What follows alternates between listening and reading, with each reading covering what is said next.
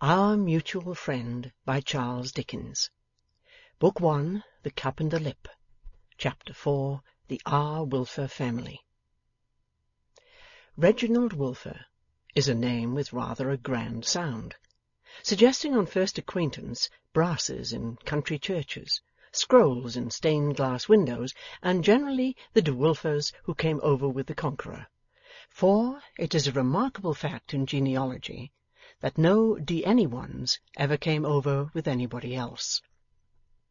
But the Reginald Wilfer family were of such commonplace extraction and pursuits that their forefathers had for generations modestly subsisted on the docks, the excise office, and the custom house, and the existing R. Wilfer was a poor clerk. So poor a clerk, though having a limited salary and an unlimited family, that he had never yet attained the modest object of his ambition, which was to wear a complete new suit of clothes, hat and boots included, at one time. His black hat was brown before he could afford a coat. His pantaloons were white at the seams and knees before he could buy a pair of boots. His boots had worn out before he could treat himself to new pantaloons, and by the time he worked round to the hat again, that shining modern article roofed in an ancient ruin of various periods. If the conventional cherub could ever grow up and be clothed, he might be photographed as a portrait of Wilfer. His chubby, smooth, innocent appearance was a reason for his being always treated with condescension when he was not put down. A stranger entering his own poor house at about 10 o'clock p.m. might have been surprised to find him sitting up to supper. So boyish was he in his curves and proportions that his old schoolmaster, meeting him in Cheapside, might have been unable to withstand the temptation of caning him on the spot. In short, he was the conventional cherub, after the supposititious shoot just mentioned, rather grey, with signs of care in his expression, and in decidedly insolvent circumstances. He was shy and unwilling to own to the name of Reginald, as being too aspiring and self-assertive a name.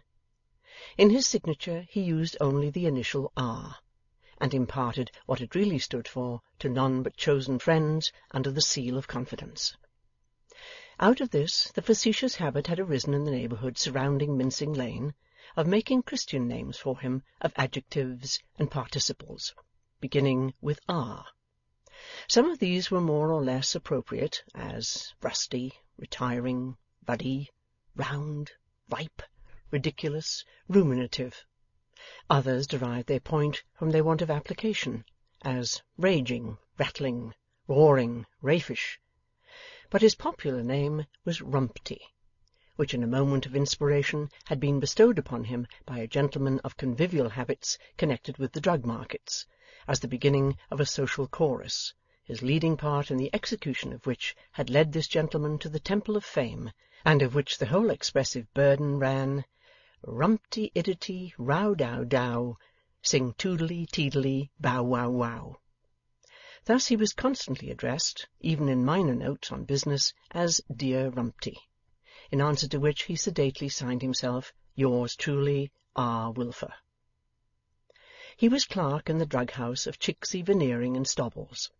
Chicksey and Stobbles, his former masters, had both become absorbed in Veneering, once their traveller or commission agent, who had signalized his accession to supreme power by bringing into the business a quantity of plate-glass window and French-polished mahogany partition, and a gleaming and enormous door-plate. R. Wilfer locked up his desk one evening, and putting his bunch of keys in his pocket, much as if it were his peg-top, made for home. His home was in the Holloway region north of London, and then divided from it by fields and trees. Between Battle Bridge and that part of the Holloway district in which he dwelt was a tract of suburban Sahara, where tiles and bricks were burnt, bones were boiled, carpets were beat, rubbish was shot, dogs were fought, and dust was heaped by contractors. Skirting the border of this desert by the way he took, when the light of its kiln fires made lurid smears on the fog, R. Wilfer sighed and shook his head. "Ah me!" said he, "what might have been is not what is." With which commentary on human life, indicating an experience of it not exclusively his own, he made the best of his way to the end of his journey. Mrs. Wilfer was, of course, a tall woman, and an angular. Her lord being cherubic, she was necessarily majestic, according to the principle which matrimonially unites contrasts. She was much given to tying up her head in a pocket-handkerchief, knotted under the chin. This headgear, in conjunction with a pair of gloves worn within doors, she seemed to consider as at once a kind of armour against misfortune, invariably assuming it when in low spirits or difficulties, and as a species of full dress. It was therefore with some sinking of the spirit that her husband beheld her thus heroically attired, putting down her candle in the little hall, and coming down the doorsteps to the little front court to open the gate for him. Something had gone wrong with the house door, for R. Wilfer stopped on the steps, staring at it, and cried, "Hallo!" "Yes," said Mrs. Wilfer, "the man came himself with a pair of pincers, and took it off, and took it away. He said that as he had no expectation of ever being paid for it, and as he had an order for another ladies' school door-plate, it was better, burnished up, for the interests of all parties." "Perhaps it was, my dear. What do you think?" "You are master here, R. W.," returned his wife. "It is as you think, not as I do. Perhaps it might have been better if the man had taken the door too." "My dear, we couldn't have done without the door." "Couldn't we?" "Why, my dear, could we?"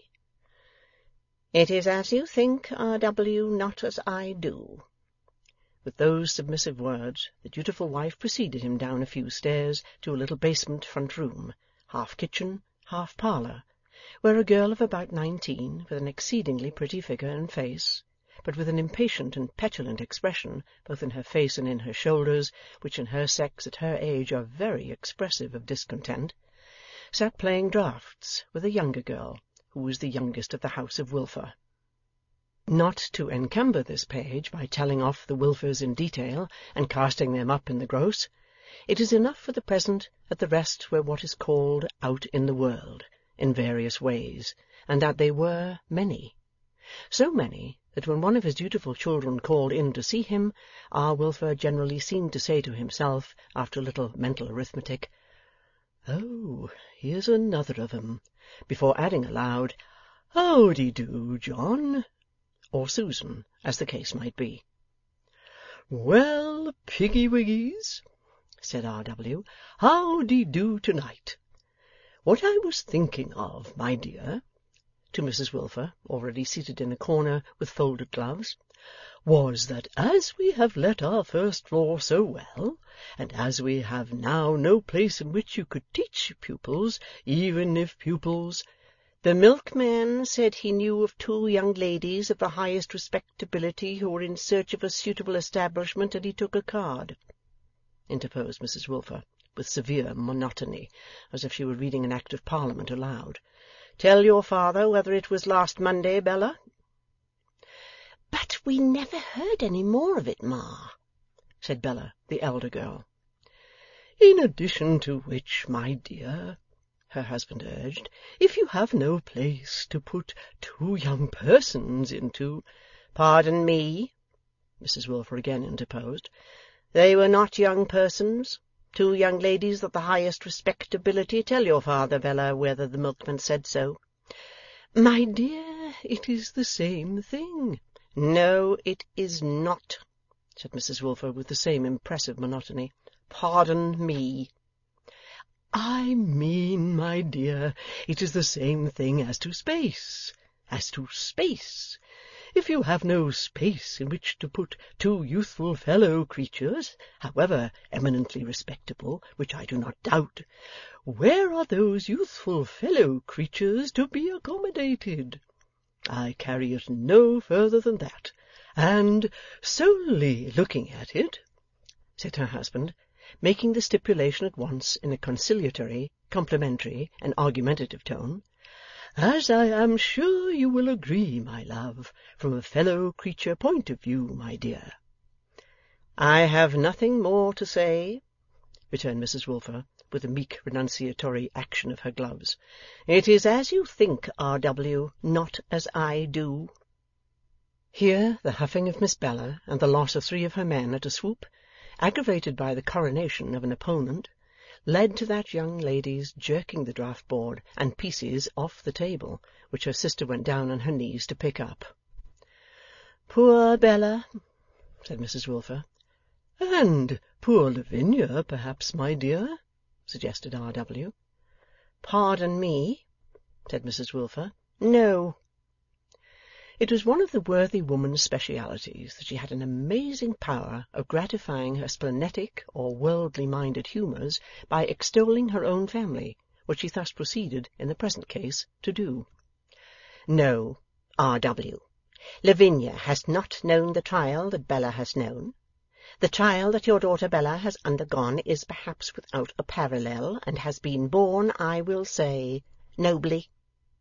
When you see your daughter Bella in her black dress, which she alone of all the family wears, and when you remember the circumstances which have led to her wearing it, and when you know how these circumstances have been sustained, then, R.W., lay your head upon your pillow and say, Poor Lavinia."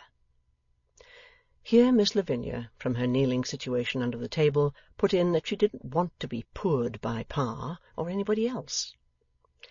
"I am sure you do not, my dear," returned her mother, "for you have a fine brave spirit, and your sister Cecilia has a fine brave spirit of another kind, a spirit of pure devotion, a beautiful spirit. The self-sacrifice of Cecilia reveals a pure and womanly character very seldom equalled, never surpassed. I have now in my pocket a letter from your sister Cecilia, received this morning, received 3 months after her marriage, poor child, in which she tells me that her husband must unexpectedly shelter under their roof his reduced aunt. But I will be true to him, mamma, she touchingly writes. I will not leave him. I must not forget that he is my husband. Let his aunt come. If this is not pathetic, if this is not woman's devotion— The good lady waved her gloves in a sense of the impossibility of saying more, and tied the pocket-handkerchief over her head in a tighter knot under her chin. Bella, who was now seated on the rug to warm herself, with her brown eyes on the fire, and a handful of brown curls in her mouth, laughed at this, and then pouted and half cried. "I am sure," said she, "though you have no feeling for me, Pa, I am one of the most unfortunate girls that ever lived. You know how poor we are." It is probable he did, having some reason to know it. "And what a glimpse of wealth I had, and how it melted away, and how I am here in this ridiculous mourning, which I hate, a kind of a widow who never was married, and yet you don't feel for me." "Yes, you do, yes, you do." This abrupt change was occasioned by her father's face. She stopped to pull him down from his chair in an attitude highly favourable to strangulation, and to give him a kiss and a pat or two on the cheek. "But you ought to feel for me, you know, Pa." "My dear, I do."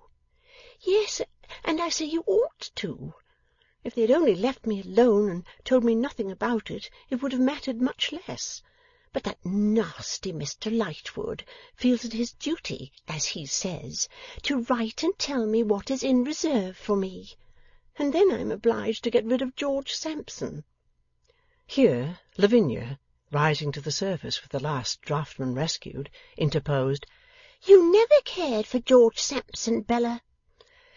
"And did I say I did, miss?" Then pouting again, with the curls in her mouth. "George Sampson was very fond of me, and admired me very much, and put up with everything I did to him." "You were rude enough to him," Lavinia again interposed. "And did I say I wasn't, miss? I am not setting up to be sentimental about George Sampson. I only say George Sampson was better than nothing. You didn't show him that you thought even that," Lavinia again interposed. "You are a chit and a little idiot," returned Bella, "or you wouldn't make such a dolly speech. What did you expect me to do? Wait till you are a woman, and don't talk about what you don't understand. You only show your ignorance."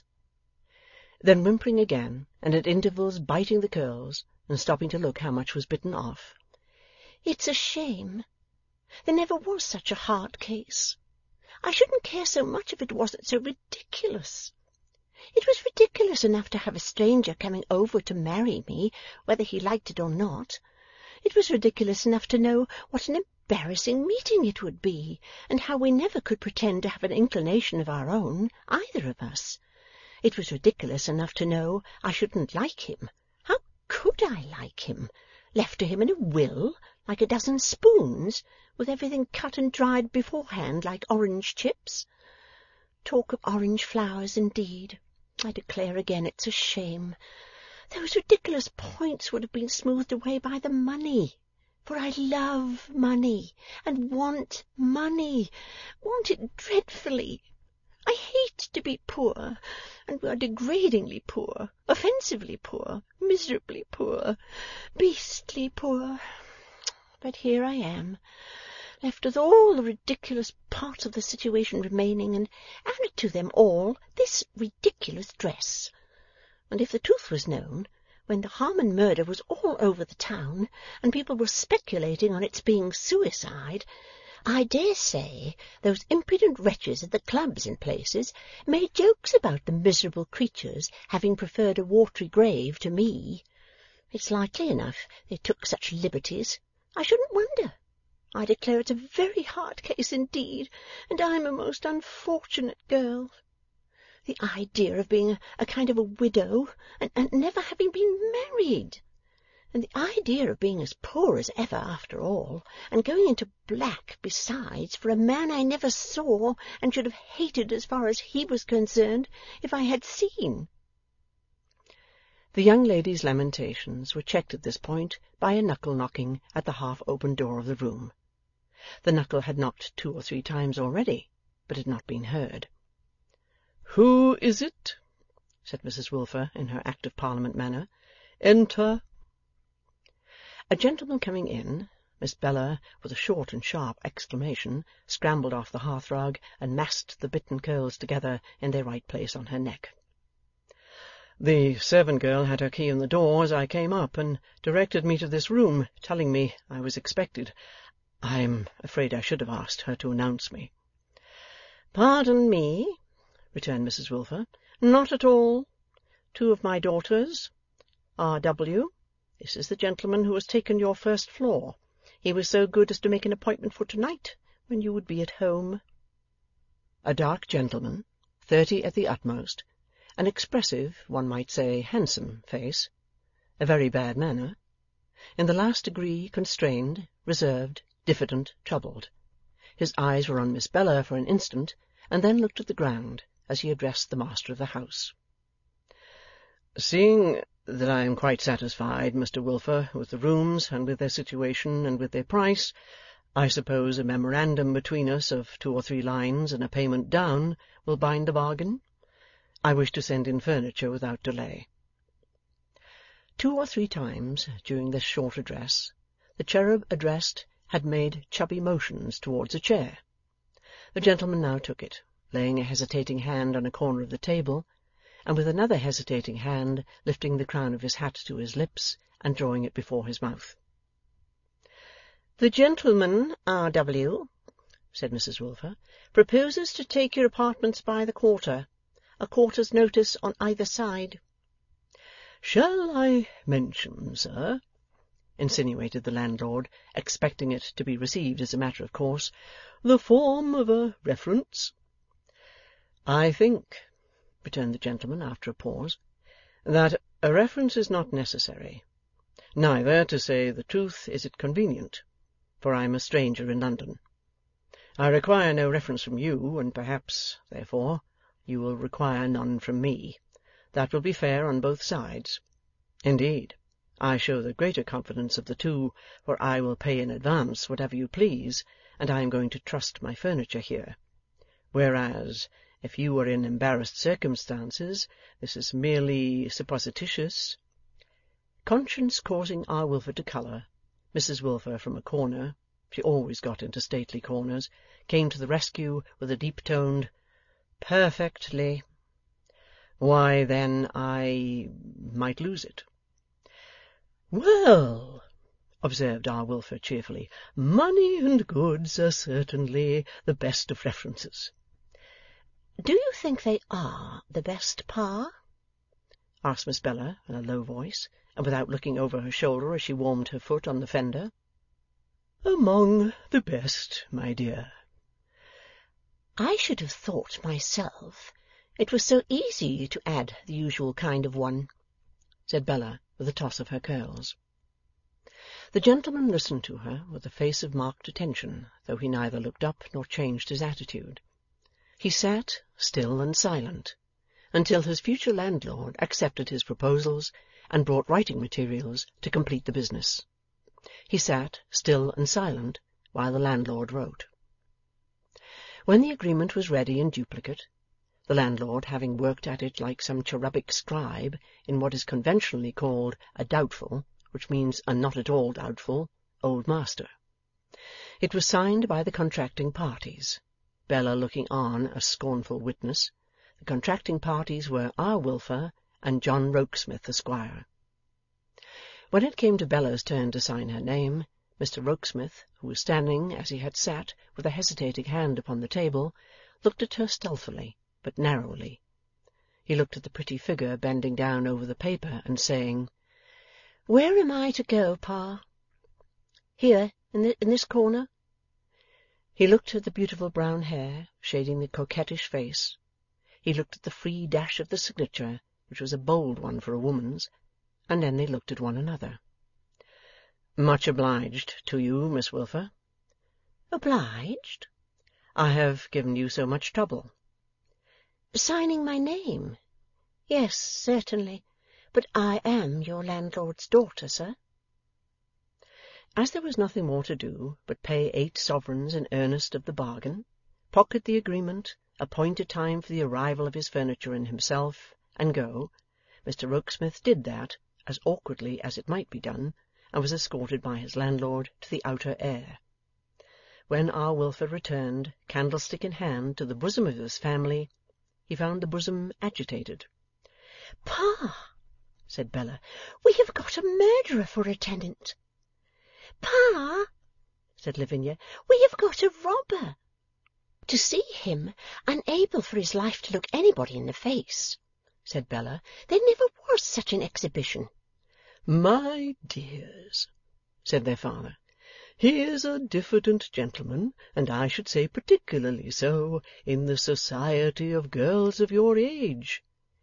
"Nonsense, our age!" cried Bella impatiently. "What's that got to do with him? Besides, we are not of the same age." "Which age?" demanded Lavinia. "Never you mind, Lavvy," retorted Bella. "You wait till you are of an age to ask such questions. Pa, mark my words. Between Mr. Rokesmith and me there is a natural antipathy and a deep distrust, and something will come of it." "My dear and girls," said the cherub patriarch, "between Mr. Rokesmith and me there is a matter of 8 sovereigns, and something for supper shall come of it, if you'll agree upon the article." This was a neat and happy turn to give the subject, treats being rare in the Wilfer household, where a monotonous appearance of Dutch cheese at 10 o'clock in the evening had been rather frequently commented on by the dimpled shoulders of Miss Bella. Indeed, the modest Dutchman himself seemed conscious of his want of variety, and generally came before the family in a state of apologetic perspiration. After some discussion on the relative merits of veal cutlet, sweetbread, and lobster, a decision was pronounced in favour of veal cutlet.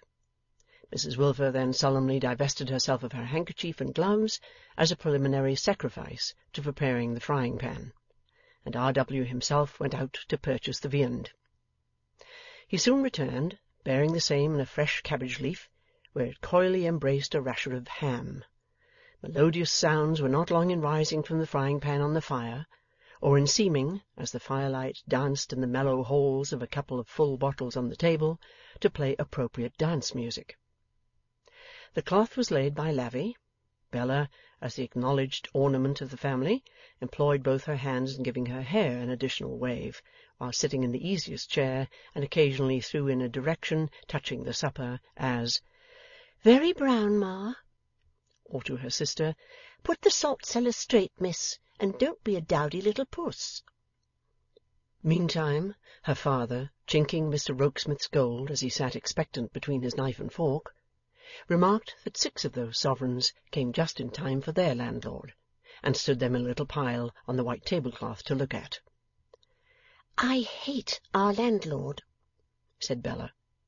But, observing a fall in her father's face, she went and sat down by him at the table, and began touching up his hair with the handle of a fork.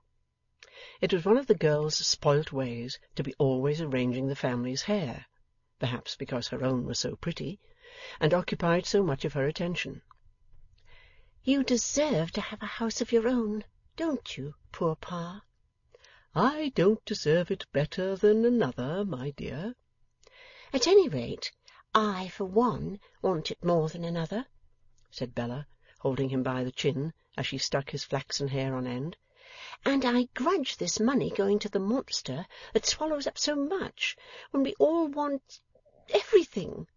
And if you say, as you want to say, I know you want to say so, Pa, that's neither reasonable nor honest, Bella, then I answer, maybe not, Pa, very likely, but it's one of the consequences of being poor, and of thoroughly hating and detesting to be poor, and that's my case. Now you look lovely, Pa. Why don't you always wear your hair like that? And here's the cutlet. If it isn't very brown, Ma, I can't eat it, and must have a bit put back to be done expressly." However, as it was brown, even to Bella's taste, the young lady graciously partook of it without reconsignment to the frying-pan, and also in due course of the contents of the 2 bottles, whereof one held Scotch ale and the other rum.